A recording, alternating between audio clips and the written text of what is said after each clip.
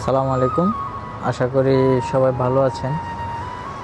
তো অনেকে আমাকে প্রশ্ন করেন যে ইতালিতে কীভাবে আসা যায়। তো এক্ষেত্রে আমার থেকে তাদের প্রতি যে দিক নির্দেশনা থাকবে আর কি, এটা হচ্ছে যে ভাই, ইতালিতে আসাটা সহজ, কিন্তু ইতালিতে আপনার টিকে থাকাটাই হচ্ছে সবচেয়ে মানে বড় বিষয় আর কি। আপনি ইতালিতে সহজভাবে আসতে পারবেন যদি আপনার ইচ্ছা শক্তি থাকে বা আপনার মনের যেই শক্তি ওটা যদি থাকে, তাহলে আপনি ইতালিতে যে কোনো মাধ্যমে বা যে কোনো ওয়ে আসতে পারবেন। কিন্তু আসার পরে যে এখানে আপনি টিকে থাকাটা আপনার জন্য অনেক বেশি প্রয়োজন আর কি।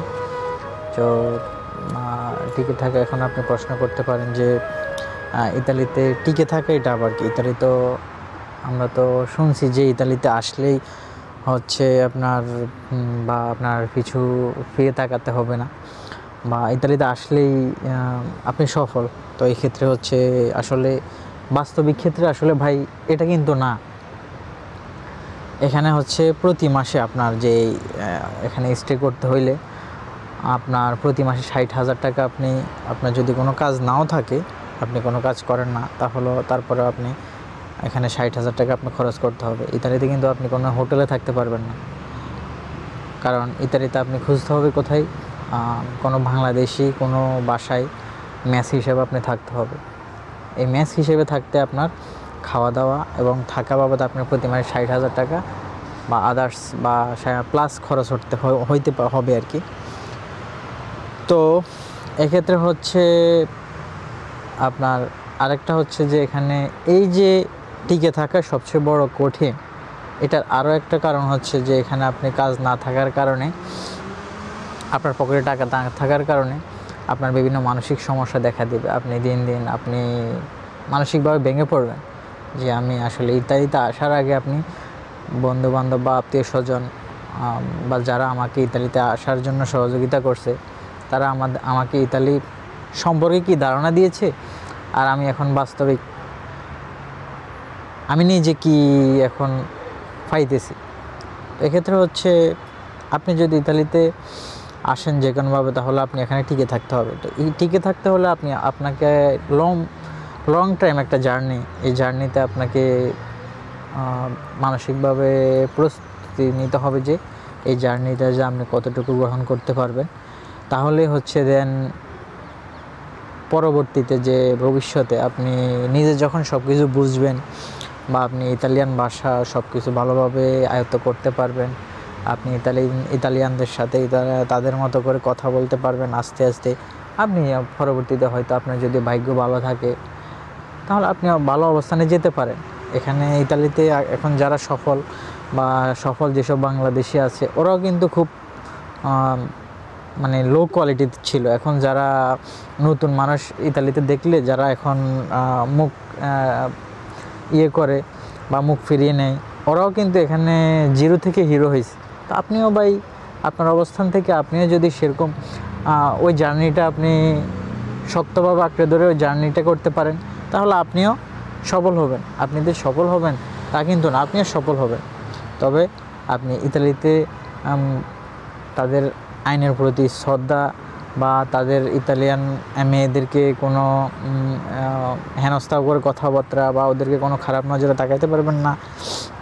আর সবচেয়ে বড় কথা আপনি এখানে ওদের ভাষা বুঝতে হবে, ভালোভাবে ওদের ভাষা শিখতে হবে।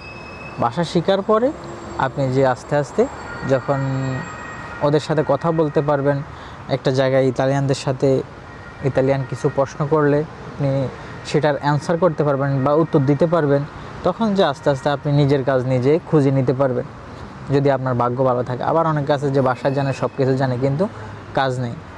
বাট ইতালিতে আসলেই যে আপনি কাজ পাবেন তা কিন্তু না, বা সব ভাষা জানলে যে আপনি কাজ পাবেন তা কিন্তু না। এখানে কাজও পাইতে হলে অনেক কষ্ট আছে। যে আপনার এখানে যারা পুরাতন আছে, আমরা যারা নতুন আছি, বা আমাদেরকে দেখলে ওরা মুখ ফিরিয়ে নেয়, মুখ বেঞ্চি মারে, বা কী কারণে আসছে। তো এরকম সব কিছুর সাথে আপনি সব প্রতিকূলতার সাথে আপনি যুদ্ধ করে আপনি ইতালিতে টিকে থাকতে হবে। আর হচ্ছে সবচেয়ে বড় কথা, মানে এটা হচ্ছে আমার ব্যক্তিগত অভিজ্ঞতা থেকে আমি যদি আপনাকে বলি, সবচেয়ে বড় কথা হলো আপনার এই যে শরীরের যে চামড়াটা আছে না, ইতালিতে যারা আসবেন চিন্তা করছেন বা একবারে মনস্থির করে ফেলেছেন যে আমি ইতালিতে যাবই, আমার লাইফস্টাইল আমি ইতালিতে, আমার ভবিষ্যৎ আমি ইতালিতে গড়বো, আমি ইতালিতে সেটেল হব, তাহলে আপনার এই শরীরের চামড়াটা একটু মোটা করে আসবে।